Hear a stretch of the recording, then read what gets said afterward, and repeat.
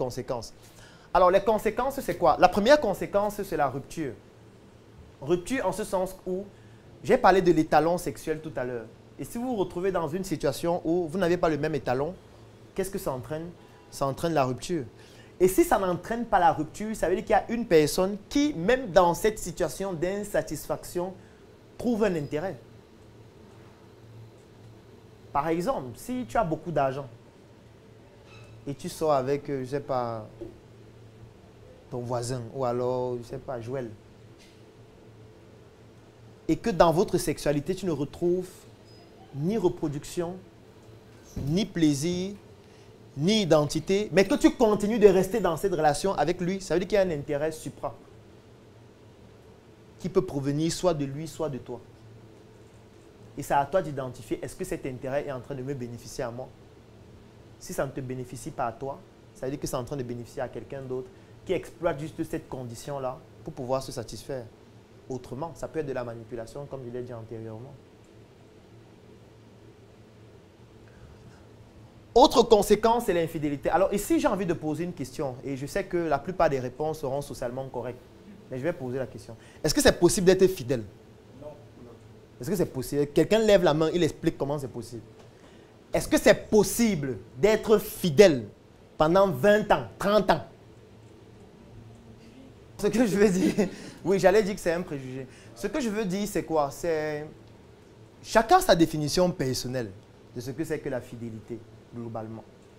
Si on voudrait prendre les définitions données par désobéissance, on irait même à l'intention de vouloir être infidèle, qui serait déjà l'infidélité.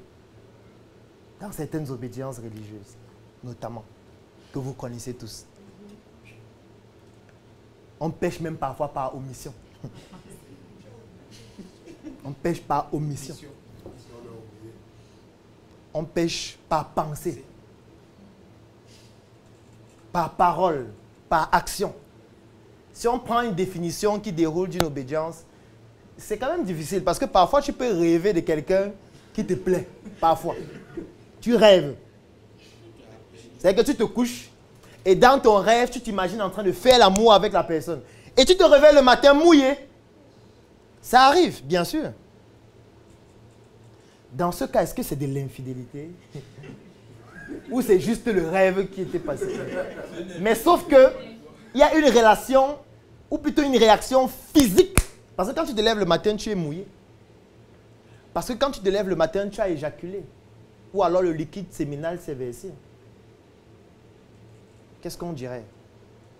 La fidélité est juste le rêve ou de l'infidélité actée et qui devrait être puni par le partenaire, qui doit entrer dans ce rêve, identifier la personne, le faire sortir du rêve et le punir. Ou vous punir vous deux. C'est pour ça que je n'ai pas envie forcément d'entrer dans l'argument de quelqu'un qui dit hein, les hommes disent ceci, les femmes sont fidèles. Moi, de mon expérience de médecin, je parle de mon expérience. Je ne dis pas que tous les médecins. Je ne dis pas que toute la société. Encore que le nombre que je vais donner n'est pas statistiquement significatif pour que ce soit appliqué à tout le monde.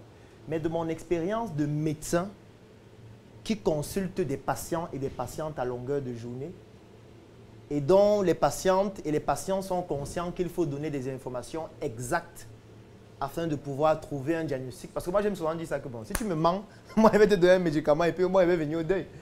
Puisque de toutes les manières, ce que tu dis aura une influence sur la prise en charge. Donc, si tu mens, je risque de te donner un traitement qui ne correspond pas exactement à ce que tu as dit et qui peut te tuer. De cette expérience personnelle qu'on ne peut pas généraliser, les femmes trompent plus que les hommes. De très très loin.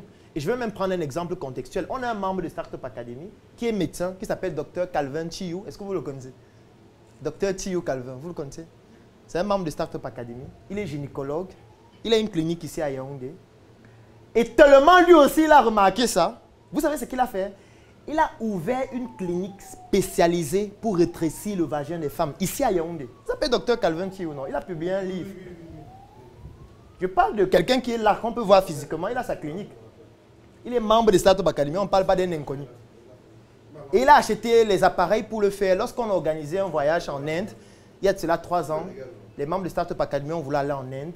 Sauf que voilà, ça ne s'est pas bien passé. Donc il y a seulement 3 personnes qui ont pu y aller. On avait recalé Axel, je pense en Éthiopie, après on l'avait rentré. Mais eux, ils ont réussi à arriver. Lui, il a fini d'acheter tout son matériel, il est venu ouvrir sa clinique. Où au quotidien, principalement, il rétrécit le vagin des femmes. Moi, si je vous montre mon téléphone, mais c'est la confidentialité médicale, je ne peux pas le faire. Moi, je fais du conseil, les femmes mariées principalement. Moi, je fais du conseil en ligne. Ça veut dire que des gens m'écrivent pour dire, docteur, j'ai tel problème, j'ai tel problème, j'ai tel problème.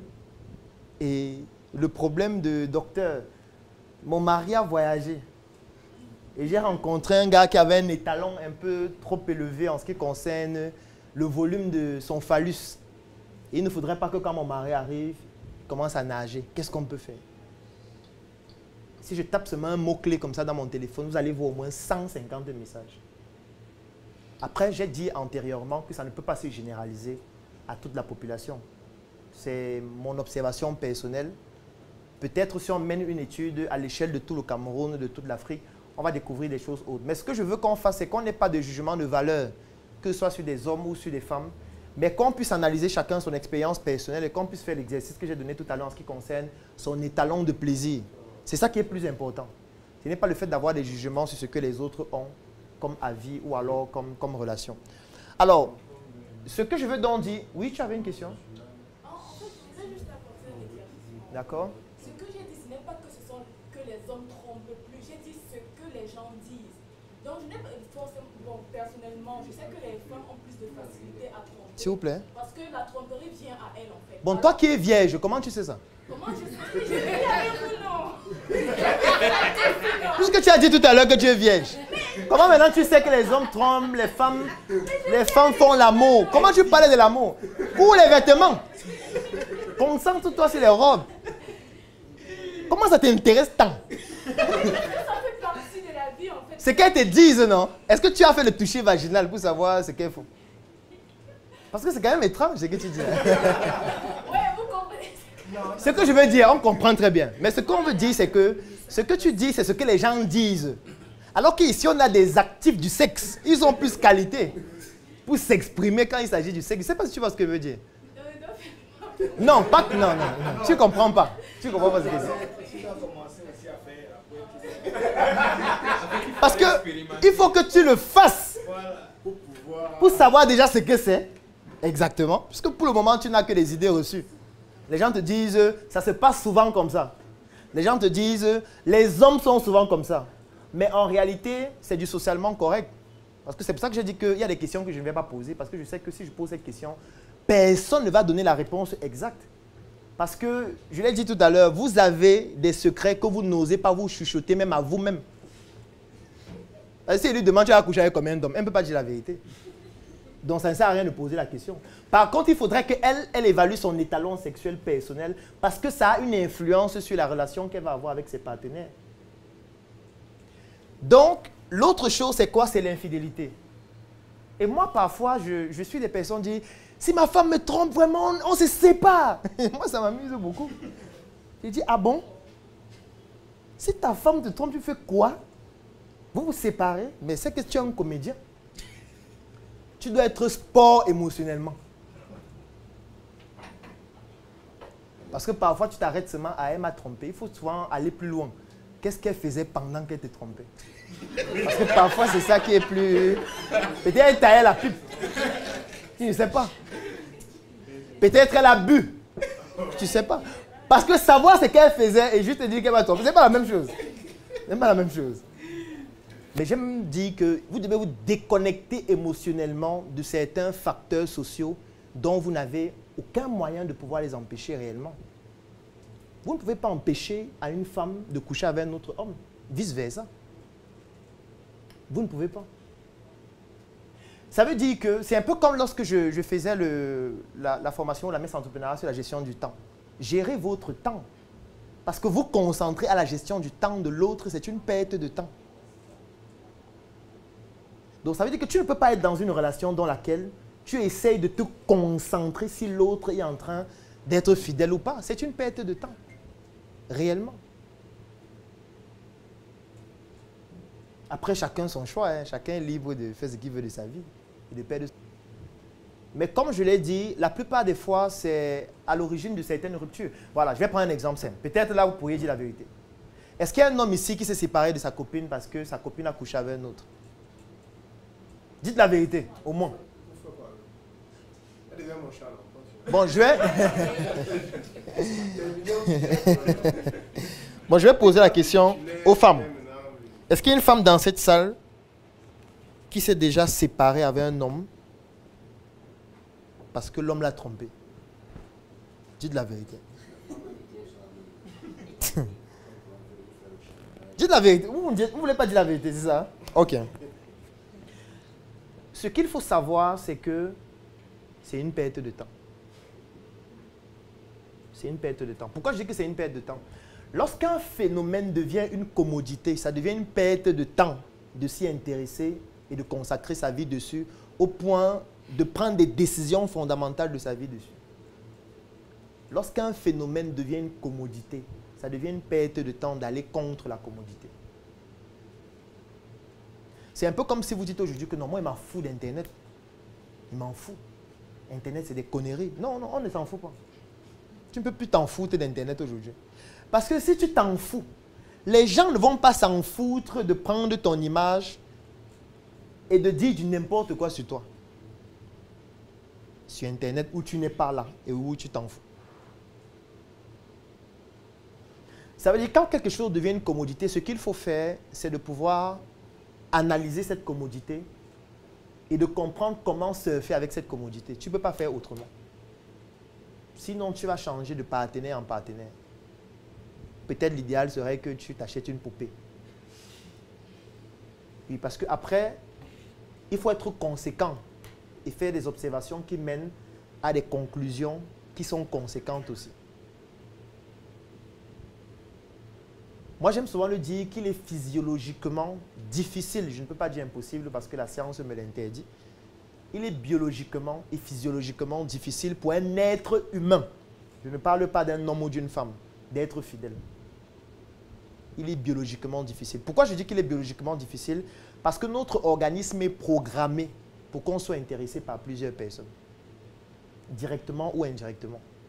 Encore qu'on peut modifier ou même manipuler votre capacité à être intéressé par quelqu'un. On va le voir par exemple tout à l'heure. Les émotions ont une influence sur vos choix. Les goûts ont une influence sur vos choix. Les odeurs ont une influence sur vos choix. Ça veut dire qu'on peut modifier vos choix et les manipuler. Ça veut dire que vous pouvez être là, vous vous dites, moi je suis une femme fidèle. Et on vous manipule. Et ça se fait. Très facilement même d'ailleurs.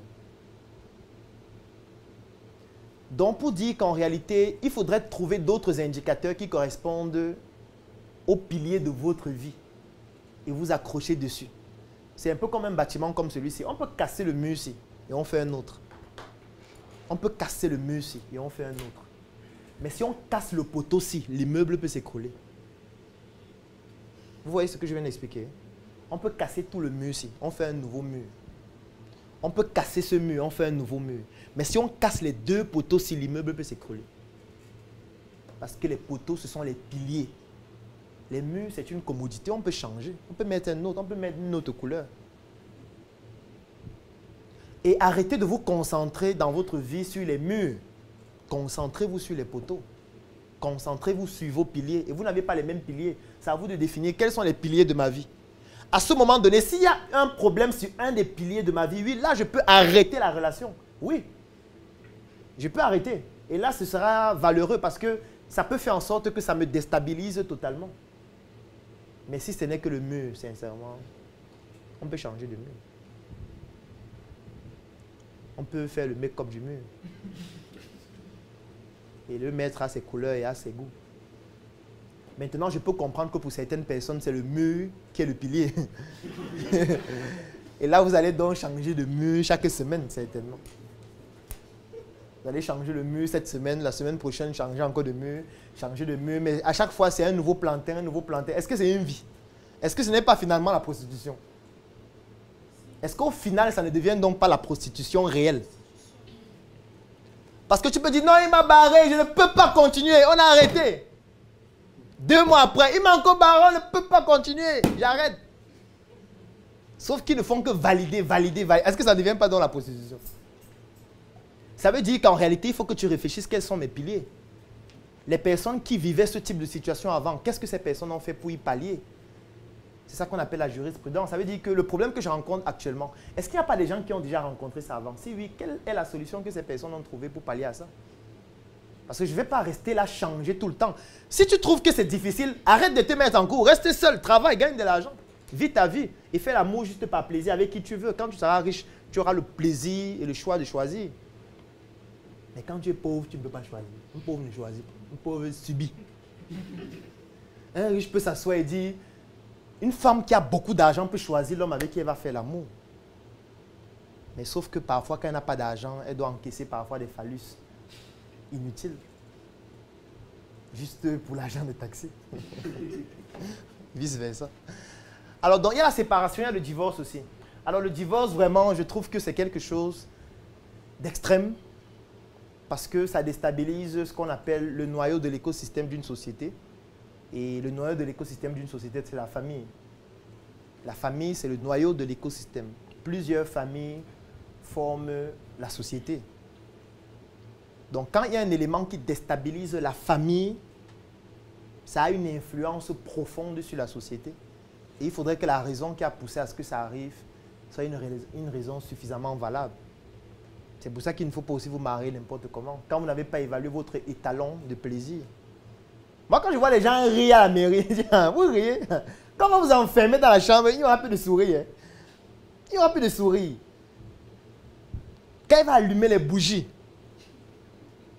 colorées, parfumées, elle va poser les lubrifiants un peu partout parce qu'on va se déplacer. Il faut que tu tiennes le sourire le rire est fini, messieurs. Donc, il ne faudrait pas que tu prennes une corde, tu mets sur ton cou, tu montes sur la chaise, tu attaches la corde sur un arbre et tu pousses la chaise. Il ne faut pas que le mariage te soutienne comme la corde soutient le pendu. Il ne faut pas que ta relation te soutienne comme la corde soutient le pendu. Et tu peux choisir et décider, et la sexualité est un élément fondamental qui peut influencer sur la manière dont les choses se déroulent. Si je prends par exemple la seule fille vierge de cette salle, sauf qu'il y a une autre et elle lève la main. Est-ce qu'il y a une autre femme vierge? Ok. Est-ce que tu penses que tu peux être en couple avec un homme jusqu'à il est sérieux? Est-ce que c'est possible? J'ose croire. Est-ce que ton copain est sérieux actuel? Est-ce qu'il est sérieux? J'ose croire. Donc il attend que ton tour arrive.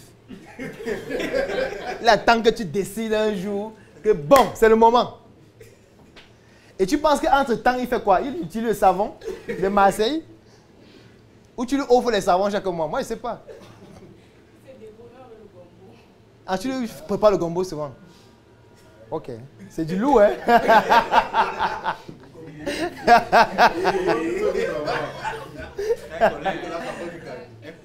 Donc, elle prépare le gombo, elle lui donne. Il prend, il mange. Et il se mange encore avec.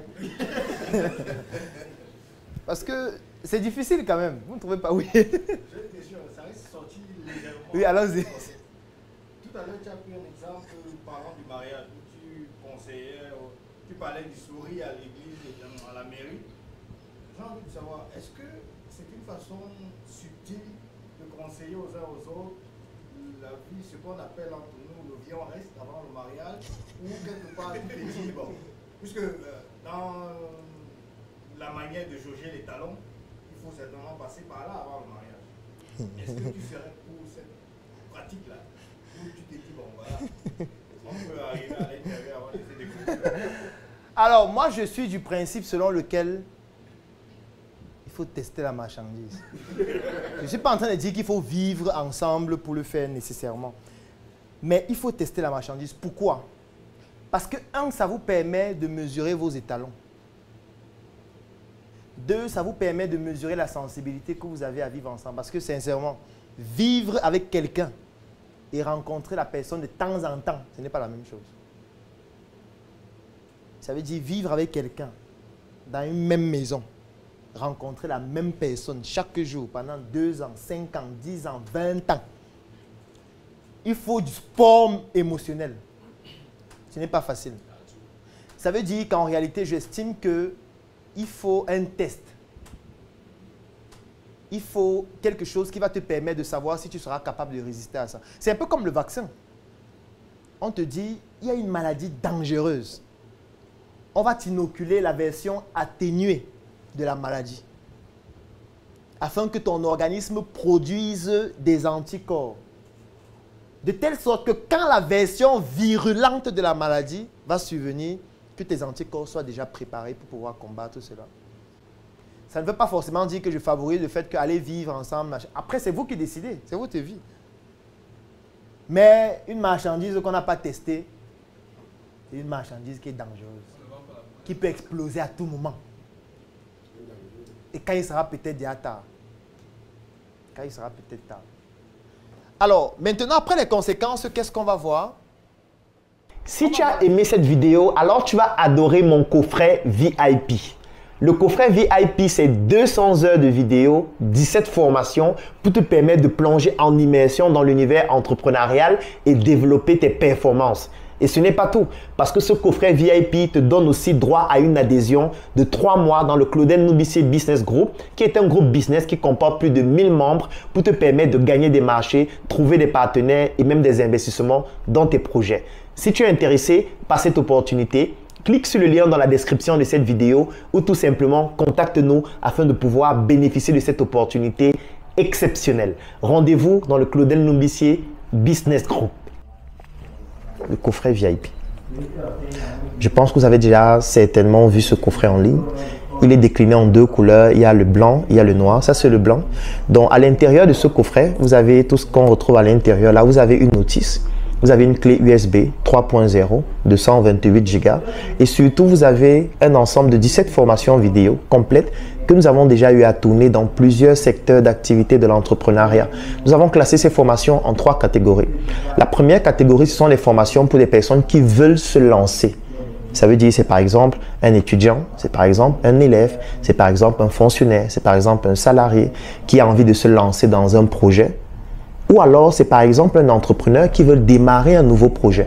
Donc, nous avons mis la première catégorie des formations avant le lancement, comme la formation 1 mois pour devenir mon propre patron, qui vous permet de savoir exactement quelle est l'attitude que vous devez adopter, quelles sont les stratégies à utiliser sur le plan du marketing, sur le plan de la communication, sur le plan du droit, sur le plan de la fiscalité, sur tous les aspects stratégiques de l'entreprise avant de vous lancer. Donc, dans ce coffret, vous avez cette première catégorie de formation, les formations avant lancement, avec tous les documents support qui vont avec, les livres, les articles et les astuces.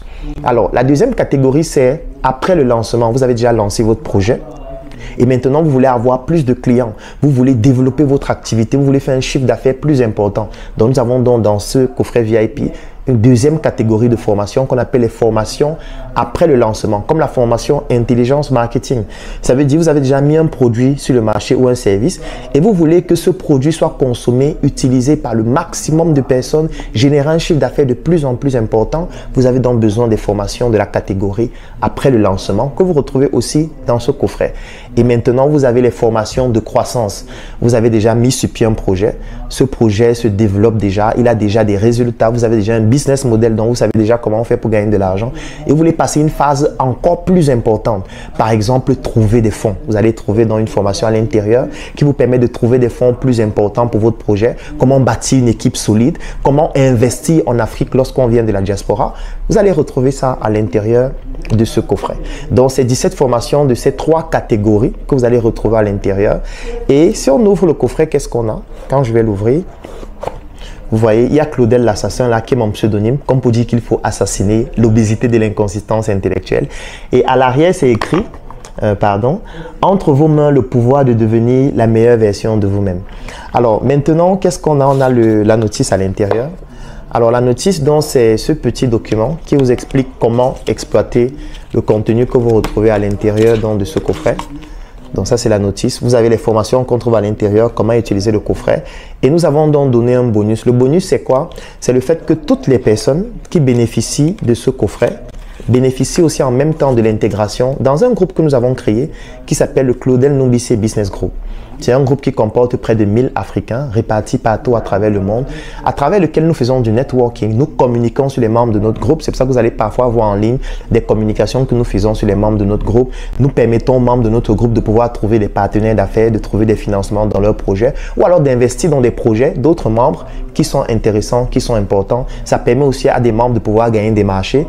Et c'est à travers ce groupe que nous avons créé la tontine structurelle africaine, à travers laquelle nous sommes en train d'implémenter 2 projets. L'un qui est une industrie agroalimentaire, Njoka, et l'autre qui s'appelle Smart City, à travers laquelle nous sommes en train de construire des biens immobiliers. Donc, là, vous avez donc j'ai envie de dire la notice. Et quand vous avez dans ce coffret VIP, vous avez une intégration aussi gratuite dans ce groupe-là. Et à l'intérieur, donc, vous avez dans cette arme qui a créé beaucoup de polémiques. Donc, c'est en réponse à mon pseudonyme l'assassin, de l'obésité, de l'inconsistance intellectuelle. Donc, c'est une arme qui est brandée Claudel l'assassin. Et en fait, cette arme, c'est une clé USB 3.0 de 128 Go à l'intérieur de laquelle vous avez donc toutes ces formations vidéo, tous ces livres, parce qu'à l'intérieur, il y a aussi tous mes livres en version électronique.